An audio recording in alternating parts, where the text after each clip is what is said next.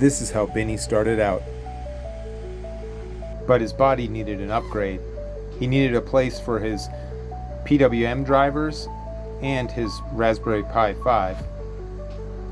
So this is what I came up with.